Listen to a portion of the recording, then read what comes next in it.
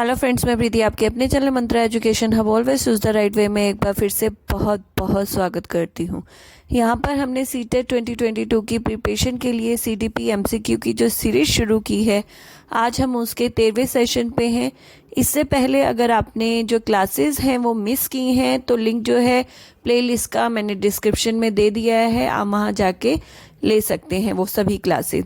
Important question है, previous years के question paper में से ही लिए गए हैं सारे क्वेश्चन, और उनका जो है हम धीरे धीरे कॉन्सेप्ट को जो है समझने की कोशिश कर रहे हैं, क्योंकि यही कॉन्सेप्ट जो है आपको आने वाले सीटेट के अंदर जो है देखने को मिलेंगे। तो कॉन्सेप्ट को ज़रा ध्यान से समझिएगा, किस तरीके से कौन से थ्योरी में से किस तरीके के क्वेश्चंस आ रहे हैं उस चीज़ को ज़रूर समझिए। और साथ ही साथ ऑप्शंस को हमेशा ध्यान से पढ़िए, क्योंकि ऑप्शन जो है चेंज जो है कर दिए जाते हैं। कई बार क्वेश्चंस की लैंग्वेज चेंज कर दी जाती है, जिसकी वजह से जो है बहुत ज़्यादा कन्फ्यूज़न होती है। तो क्वेश्चंस को बहुत ध्यान से देखिए, समझिए और उसके कॉन्सेप्ट को समझिए। बिना वक्त ज़ाया किए हम आज की क्लास को शुरू करते हैं। लेकिन आज की क्लास को शुरू करने से पहले अभी तक आपने चैनल को सब्सक्राइब नहीं किया है, जल्दी से चैनल को सब्सक्राइब और बेल आइकन को भी दबाना बिल्कुल मत भूलिएगा। और लास्ट तक क्लास में बने रहिएगा। पसंद आई क्लास तो लाइक और शेयर करना बिल्कुल मत भूलिएगा। और आप हमें ऐसी इन्फॉर्मेशन और अपडेट के लिए इंस्टाग्राम और फेसबुक पे भी फॉलो कर सकते हैं, लिंक डिस्क्रिप्शन में प्रोवाइड है। तो चलिए बिना वक्त ज़ाया क्लास को आगे बढ़ाते हैं। आज की क्लास का सबसे पहला क्वेश्चन है, which of the following theory dismiss that intelligence is unitary and propose that there exist several distinct independent intelligence. Option है Jean Piaget, second Harvard Gardner, third Lev Vygotsky and fourth Lawrence Kohlberg.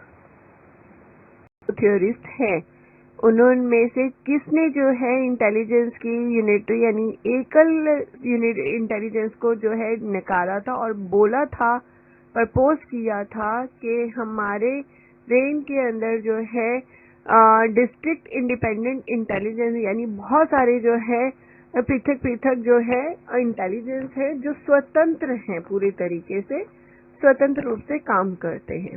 First Jean Piaget, second Harvard Gardner, third Lev Vygotsky और fourth आपका Lawrence Kohlberg. तो यहाँ पर सबसे पहले सही answer choose करने का एक तरीका होता है कि जो आपको पता है कि गलत है उस ऑप्शन को काट दीजिए। सबसे पहले तो हम बात करते हैं कोलबर्ग की। कोलबर्ग ने मॉडल डेवलपमेंट की थ्योरी दी है, तो वो आपका जो है यहाँ से कट जाएगा, क्योंकि यहाँ इंटेलिजेंस की बात हो रही है। थर्ड आपका लव विगोत्स्की, उन्होंने सोशल कंस्ट्रक्ट की थ्योरी दी है, तो वो भी आपका जो है कट जाएगा, इंटेलिजेंस की उन्होंने थ्योरी नहीं दी। अब बचते हैं जीन पियाजेट और हार्वर्ड गार्डनर। जीन पियाजेट ने जो है कॉग्निशन की लर्निंग दी है, लर्निंग की थ्योरी दी है, तो वो भी आपका जो है कट जाता है, बचता है हार्वर्ड गार्डनर। तो आपको पता होना चाहिए हार्वर्ड गार्डनर ने इंटेलिजेंस की थ्योरी दी है, तो सिंपल सा ये आंसर है, सही जाता है। और इन्होंने ही जो है बात की थी कि जो इंटेलिजेंस है वो एक नहीं होता है, इंटेलिजेंस के बहुत सारे जो छोटे छोटे उसमें ग्रुप्स होते हैं, जिसके जो डिफरेंट ग्रुप हैं और वो अपनी उससे जो है एबिलिटी से काम करते हैं, जिसे हम मल्टीपल इंटेलिजेंस की थ्योरी के नाम से जानते हैं। क्वेश्चन है, Rohan response on receiving a toy doll this wife because wife do not play with dolls. This is an example of Rohan को जब डॉल रिसीव होती है टॉयज में, तो उसका रिस्पॉन्स रहता है I don't like this toy, मुझे ये पसंद बिल्कुल नहीं है, क्योंकि लड़के जो है डॉल से खेलते नहीं हैं। तो ये किसका एग्जाम्पल है? ऑप्शन है gender relevance, second gender discrimination, third gender stereotype और फोर्थ ऑप्शन है आपका लास्ट ऑप्शन है जेंडर स्टेबिलिटी। जेंडर रिविलेंस के अंदर याद रखिए उसको बोलते हैं जब किसी एक्ट या पॉलिसी के थ्रू कोई जो स्टेटमेंट दे रखी हो वो हो सही हो। तो यहाँ पर कोई भी ऐसी स्टेटमेंट नहीं है जो एक्ट और पॉलिसी के अकॉर्डिंग है या उसके अंडर जाती है, तो हमारा पहला ऑप्शन जो है वो गलत होता है। बॉयज और गर्ल्स के अंदर जब भेदभाव किया जा रहा है कि एक से नहीं काम करवाया जा रहा, दूसरे से काम करवाया जा रहा है, या एक को अटेंशन नहीं दी जा रही, दूसरे को अटेंशन दी जा रही है। तो यहाँ पे इस तरीके का भी कुछ नहीं है, तो भेदभाव भी नहीं हो रहा है। थर्ड है जेंडर स्टीरियोटाइप। यहाँ पर जो एक विचारधारा एक लंबे टाइम से बनी आ रही है कि बॉयज ये करते हैं, गर्ल्स ऐसे करती हैं, बॉयज को बाहर जाना जो है अलाउ है, गर्ल्स को नहीं है, बाहर बॉयज को पढ़ना अलाउ है, गर्ल्स को पढ़ना अलाउ नहीं है, जो ये विचारधाराएं चली आ रही हैं उसको बोलती हैं जेंडर स्टीरियोटाइप। और फोर्थ है जेंडर स्टेबिलिटी। यहाँ पर जेंडर स्टेबिलिटी जो है वो ये कहती है कि हम एक जो जेंडर है उसे पता लगता है कि मैं बॉय हूँ और वो गर्ल है, और उसे ये चीज़ समझ आना कि ये जो मेरा सेक्स है ये मेरा चेंज नहीं हो सकता है, ये मेरी जेंडर स्टेबिलिटी है कि मैं बॉय हूँ तो बॉय हूँ, वो गर्ल है तो गर्ल है, इसको कहते हैं जेंडर स्टेबिलिटी। तो यहाँ पर इस तरीके भी कोई स्टेटमेंट नहीं है। सही आंसर है इसका थर्ड। यहाँ पे ये विचारधारा रूढ़ी विचारधारा है कि बॉयज हमेशा डॉल्स के साथ नहीं खेलते हैं, तो ये एक स्टीरियोटाइप विचारधारा है, जेंडर स्टीरियोटाइप। सही आंसर है third. A teacher facilitates and support her students to work on multiple drafts for an if she consider all the drafts of each student as well as the process of working on the same. What kind of assessment is she using? Summative, second non-reference, third formative, fourth standardized. यहाँ पर बात कर रखी है जब teacher जो है support करती है स्टूडेंट्स को, एक महीने के अंदर जो है आपको ये एक ऐसे जो है लिखना है, इस तरीके से काम करना है, तो इसी तरीके से जो है हर बच्चे को जो है यही प्रोसेस फॉलो करने के लिए कहती है और मन बात जमा करने के लिए कहती है। तो वो किस तरीके का असेसमेंट जो है कर रही है? Summative assessment, formative assessment, standardised assessment या नॉन रेफरेंस। यहाँ पर सबसे पहले बात करती हूँ समेटिव असेसमेंट। समेटिव असेसमेंट जो होता है पूरा होल ईयर बाद जो किया जाता है, एनुअल असेसमेंट होता है, उसको बोला जाता है। फिर आता है नॉन रेफरेंस जो है असेसमेंट और फॉर्मेटिव। सबसे पहले फॉर्मेटिव को समझ लेते हैं। फॉर्मेटिव असेसमेंट जो है बिल्कुल समेटिव के अपोजिट रहता है, वो पूरा एनुअल नहीं होता है, ये आपका मंथ में या आपका 2 मंथ या 3 मंथ के अंदर होता है। फोर्थ हमारा आता है स्टैंडर्डाइज्ड टेस्ट। स्टैंडर्डाइज्ड टेस्ट जो होते हैं पर्टिकुलर कहीं से ऑथराइज्ड होते, गवर्नमेंट के थ्रू ऑथराइज्ड होते, ऐसे टेस्टों को जो है स्टैंडर्डाइज्ड टेस्ट कहा जाता है। तो हमें जो है वो जो यूज कर रही है टीचर स्टैंडर्डाइज्ड टेस्ट है, आपको ये बताना है, या आपका जो है सेकंड हमारा रह गया नॉन रेफरेंस टेस्ट। वो जो टेस्ट होते हैं, जो बच्चे की रैंकिंग आती है उसको कंपैरिजन किया जाता है, जो माइलस्टोन्स होते हैं, ये इंडिविजुअल टेस्ट होता है। तो यहाँ पर जो हम बात कर रहे हैं, यहाँ पर बात है 1 मंथ की बात हो रही है, तो यहाँ पर जो टीचर एनुअल के बीच में जो टेस्ट ले रही है उसकी बात की जा रही है, यानी सही आंसर है फॉर्मेटिव असेसमेंट। यहाँ ना स्टैंडर्डाइज्ड टेस्ट का यूज हो रहा है ना समेटिव का हो रहा है, क्योंकि एनुअल की बात नहीं की जा रही है। नॉन रेफरेंस जो है इसलिए नहीं है, यहाँ पर जो कंपैरिजन नहीं किया जा रहा है। तो सही आंसर है हमारा थर्ड फॉर्मेटिव असेसमेंट।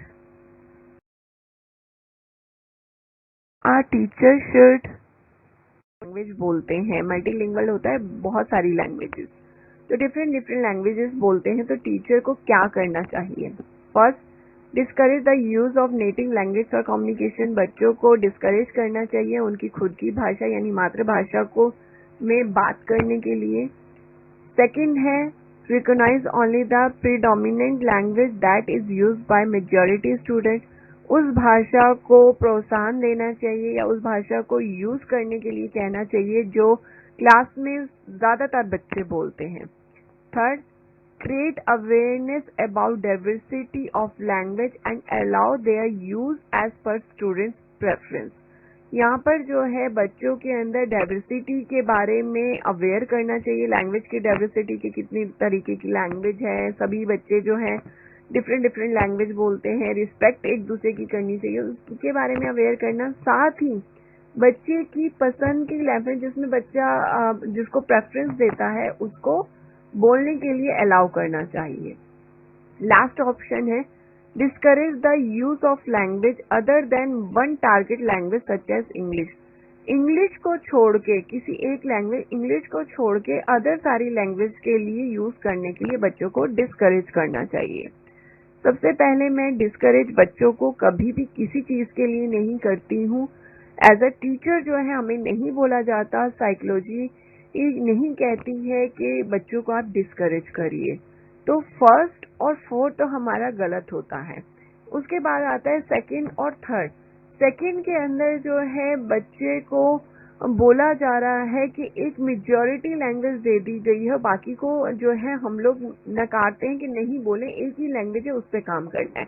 तो ऐसा नहीं, हम मातृभाषा जो भी बच्चे की उसको वो प्रेफरेंस देते हैं और बच्चे को बहुत सारी चीजें उसी में ही स्टार्टिंग में सिखाई जाती है, क्योंकि वही बेस होता है बच्चे का लैंग्वेज सीखने का। तो हमारा सेकंड भी ऑप्शन गलत होता है और सही आंसर है हमारा थर्ड, कि बच्चों को डिफरेंट डिफरेंट लैंग्वेज के बारे में बताना बहुत जरूरी है। अगर क्लास में डिफरेंट तरीके के लोग हैं जो डिफरेंट डिफरेंट लैंग्वेज बोलते हैं बच्चे, तो सभी बच्चों को उस लैंग्वेज के बारे में बताना और एक दूसरे की लैंग्वेज के बारे में रिस्पेक्ट करने के लिए कहना बहुत जरूरी है। और उसके बाद जो है सभी को जिसमें वो कंफर्टेबल है उसे बोलने के लिए कहना, ये जो है हमारा थर्ड ऑप्शन सही है। 20. Education must first be focused only on predetermined content. Second, focus on problem solving. Third, develop critical thinking. Oriented. यहाँ पर जो एजुकेशन पॉलिसी की बात कर रखी है, जो हमारी अभी नई पॉलिसी आई है, तो उसके अंदर एजुकेशन क्या है, तो यहाँ पर जो है मेनली हम जो है वहाँ पे पूरा ऑल डेवलपमेंट की बात की गई है, बच्चे के फुल डेवलपमेंट की बात की गई है। तो उसको ध्यान में रखते हुए बच्चे के अंदर प्रॉब्लम सॉल्विंग एबिलिटी भी डेवलप करने की बात की गई है, क्रिटिकल थिंकिंग डेवलप करने की बात की गई है, बच्चों के अंदर क्वेश्चन जागे कि इंक्वायरी जागे, खोज आधारित होनी चाहिए, उससे भी जो है वो बोला गया है कि बच्चा खुद से चीजें कर करके सीखे, डिस्कवर करे। तो हमारे ये तीनों ऑप्शन जो है ठीक होते हैं, लेकिन हमारा जो फर्स्ट ऑप्शन है वो सही नहीं है, क्योंकि उसके अंदर जो है जो पहले से करिकुलम निर्धारित है सिर्फ उसी को फोकस करने की बात कर रखी है। तो यहाँ कभी भी एजुकेशन ये नहीं कहती, जो आज की एजुकेशन की बात कर रही हूँ, कि आज की एजुकेशन कभी भी ये नहीं कहती कि सिर्फ बुकों पे आप बेस रहे या आपको जो वो पर्टिकुलर चीजें पढ़ाई जा रही हैं उस पे, वो एक्सपीरियंसेस की बात करती है, फुल डेवलपमेंट की बात करती है। तो इसलिए हमारा फर्स्ट पॉइंट गलत होते ही हमारा करेक्ट आंसर आता है सेकंड, थर्ड, फोर्थ करेक्ट होते ही फर्स्ट ऑप्शन हमारा ठीक है, जिसमें सेकंड, थर्ड और फोर्थ को करेक्ट कहा गया है। Expect answer from a preferred group of learners. यहाँ पे टीचर अपना सिलेबस खत्म कराने के लिए जो है एक अच्छे बच्चों का ग्रुप जो फटाफट जवाब दे देता है, उससे हमेशा आंसर जो है पूछती है, एक्सपेक्ट करती है। तो यहाँ जो टीचर ये काम कर रही है, टीचर का एक्शन क्या है? The teachers action is first is justify for completing the syllabus. क्या वो जस्टिफिकेशन करना चाहती है अपने सिलेबस का कंप्लीटिंग करने के लिए? Second is showing that the teacher has good skill to identify best student of her class. यहाँ पर जो है टीचर के लिए जो उसकी स्किल है, ये बहुत अच्छी स्किल है, वो शो करना चाहती है कि वो क्लास के अच्छे बच्चों को चुन सकती है। Third is depriving other student of equal opportunity. यहाँ पर जो है सभी बच्चों को इक्वल आंसर देने की अपॉर्चुनिटी से जो है अलग कर रही है। Fourth would be effective and ensuring equal participation of all students. यहाँ पर जो है सभी बच्चों को समान जो है इक्वल अपॉर्चुनिटी की बात कर रही है, इक्वल पार्टिसिपेशन देने की बात कर रही है, उसके लिए वो इफेक्टिव होगा। तो यहाँ पर जो है सीधी सी बात है, टीचर पार्शियलिटी कर रही है कि यहाँ पर जो स्पेसिफिक जो क्वेश्चन पूछ रही है वो प्रेफरेड ग्रुप से पूछ रही है। तो यहाँ सही आंसर जो है थर्ड है कि जो अदर बच्चे हैं उनको उस चीज से वंचित रखा जा रहा है, इक्वल अपॉर्चुनिटी नहीं प्रोवाइड की जा रही है। नेक्स्ट क्वेश्चन है, to support inclusion of student having dyscalculia it is important to. जो डिसकैल्कुलिया वाले बच्चे हैं उनके लिए इंक्लूजन के लिए क्या इम्पोर्टेंट होगा, क्या सपोर्ट कर सकता है इंक्लूजन के लिए। नीचे दिए गए ऑप्शन है, सबसे पहला set strict time constraint to finish task, second provide visual calculator and maths app to student, third include additional content to overshadow relevant in text contents, fourth use only standardized way for assigning students learning। यहाँ पर जो है एक सबसे पहले डिसकैल्कुलिया के बच्चों के अंदर मैथ्स की प्रॉब्लम होती है। दूसरा, यहाँ जितने भी ऑप्शन दिए गए हैं उनमें सिर्फ सेकंड ऑप्शन जो ऐसा है जो मैथ्स से रिलेटेड है, और सही आंसर जो है इसलिए मैथ्स का ही होता है क्योंकि मुझे पर्टिकुलर आंसर चूज करना है। स्पेसिफिक डिसकैल्कुलिया दे रखा है, लर्निंग डिसेबिलिटी नहीं दे रखा है, तो मैथ्स के लिए सही आंसर जो है सेकंड है और किसी के अंदर मैथ्स की बात भी नहीं कर रखी है स्पेसिफिक। दूसरा, इंक्लूजन कहता है बच्चे को अगर कोई प्रॉब्लम है तो उसकी प्रॉब्लम को दूर करने के लिए वैसे इन्वायरमेंट क्रिएट किया जाए, वैसे करिकुलम बनाया जाए, वैसा कंटेंट बनाया जाए, उनको विजुअली सपोर्ट किया जाए। तो यहाँ पर जो है बच्चों में डिसकैल्कुलिया की प्रॉब्लम होती है, यानी उन्हें काउंट करने में दिक्कत होती है, सम्स करने में दिक्कत होती है, तो हम उन्हें आगे बढ़ने के लिए कि वो आगे बढ़े तो कैलकुलेटर का हम यूज करवा सकते हैं, मैथ्स ऐप का भी यूज कराते हैं। तो हम कह सकते हैं ये जो हमारा है अडेप्टेशन जो है हम लोग करते हैं, अडेप्टेशन से जो है ये टॉप कंटेंट लिया गया है। ये क्वेश्चन जो है आपका अडेप्टेशन से रिलेटेड है। तो इस चीज को जो हम कर रहे हैं, बच्चों को डिसकैल्कुलिया वाले बच्चों को कैलकुलेटर प्रोवाइड करवाना या मैथ्स ऐप प्रोवाइड करवाना कैलकुलेशन के लिए, तो इसी को ही अडेप्टेशन कहते हैं। नेक्स्ट क्वेश्चन है, which of the following material will not be beneficial for student with visual impairment. Visual impairment बच्चे हैं जो देख नहीं पाते हैं सही तरीके से, उनके लिए आपको बताना है कि कौन सा मटेरियल सही नहीं है। फर्स्ट, टैक्टाइल ग्लोव, यानी जिसको छू के जो है ग्लोव को किया जा सकता है, देख नहीं पाते तो tactile glove. Second, book with small print. Third, screen reading software. Fourth, braille books. First जो है टैक्टाइल ग्लोव, स्पेशल जो है उनका चीजें उभरी हुई होती हैं ग्लोव, जो छू के वो पता लगा सकते हैं। थर्ड जो है स्क्रीनिंग रीडिंग सॉफ्टवेयर, यानी आपका जो लिखा हुआ है उसे ऐसा जो है सॉफ्टवेयर जो उसे रीड कर सके, तो जब वो रीड करेगा तो वो सुन सकते हैं चीजों को। जैसे हमारे गूगल पे भी आता है कि वो चीजें जो है जो भी लिखा हुआ है उसे रीड करता है। विजुअल इम्पेयरमेंट बच्चे देख नहीं पाते लेकिन सुन पाते हैं, तो वो उस चीज को सुन के समझते हैं। फोर्थ, ब्रेल बुक, ब्रेल बनी ही विजुअल इम्पेयरमेंट के लिए है, तो बुक्स जो है विजुअल ब्रेल बुक्स जो है विजुअल इम्पेयरमेंट्स के लिए इम्पोर्टेंट है। तो हमारा सेकंड आंसर है वो सही है, बुक विथ स्मॉल प्रिंट। बहुत इजी आंसर था, जो बच्चे देख नहीं पाते उनके लिए हम प्रिंट बड़ा करते हैं ना कि छोटा। सही आंसर है सेकंड, जो विजुअल इम्पेयरमेंट के लिए सही नहीं है मटेरियल। नेक्स्ट क्वेश्चन है, ए स्टेटमेंट है, in a language classroom teacher should provide audio book along with test materials. यहाँ पर जो है अगर लैंग्वेज की क्लासरूम चल रही है तो टीचर को जो है ऑडियो बुक भी प्रोवाइड करनी चाहिए टेक्स्ट बुक के साथ। रीजन आर है हमारी statement, multiple options of representation cater to need to diverse learner such as those with reading related disorder.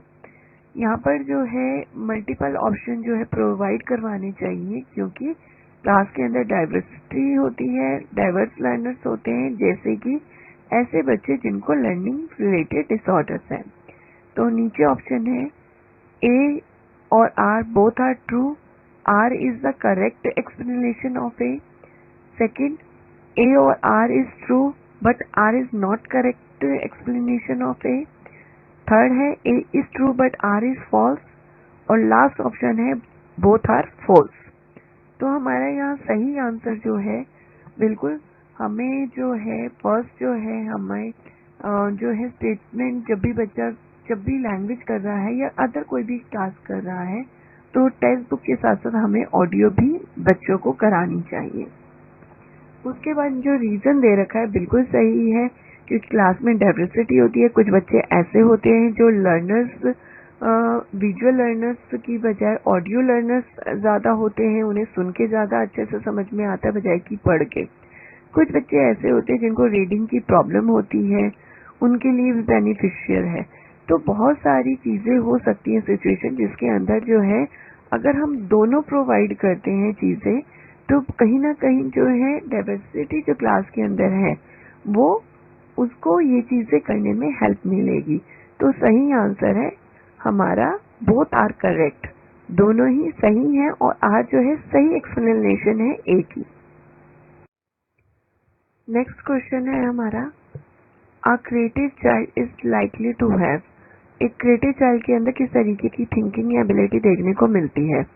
First divergent thinking, second convergent thinking, third ability for abstract thinking, last option है ability for generating novel product. यहाँ पर जब हम creative child की बात कर रहे हैं तो उनमें डाइवर्जेंट थिंकिंग कन्वर्जेंट थिंकिंग भी मिलती है और साथ ही साथ हमारा फोर्थ पॉइंट जो है ability for generating novel products भी देखने को मिलते हैं. यानी वो नए नए जो हैं प्रोडक्ट जो हैं वो बनाते रहते हैं, उन्हें इंटरेस्ट आता है इन चीज़ों में. मेनली जो हमारा थर्ड पॉइंट है वो जो है नहीं होता है, ज़रूरी नहीं है सभी बच्चों के अंदर क्रिएटिव के अंदर जो है कि उनकी थिंकिंग जो है एब्स्ट्रैक्ट हो, उनके अंदर ये ज़रूरी नहीं एबिलिटी हो. तो हमारा सही आंसर जो है क्या है, थर्ड ऑप्शन. फर्स्ट, थर्ड और फोर्थ ये हमारे सही करेक्ट है. एक क्रिएटिव चाइल्ड के अंदर डाइवर्जेंट थिंकिंग, कन्वर्जेंट थिंकिंग और ability for generating novel product देखने को मिलती है. आज की क्लास यहीं ख़त्म होती है. उम्मीद करती हूँ आज की क्लास आपको पसंद आई होगी. कॉन्सेप्ट जो है सारे क्लियर हुए होंगे. अगर पसंद आई है तो लाइक और शेयर करना बिल्कुल मत भूलिएगा और अभी तक चैनल को सब्सक्राइब नहीं किया है तो ऐसी इन्फॉर्मेशन के लिए, अपडेट के लिए चैनल को सब्सक्राइब भी जल्दी से कर दीजिए. और इंस्टाग्राम और फेसबुक पे भी आप फॉलो कर सकते हैं, लिंक डिस्क्रिप्शन में प्रोवाइड है. तो आज के लिए बस इतना ही. शुक्रिया. नमस्कार.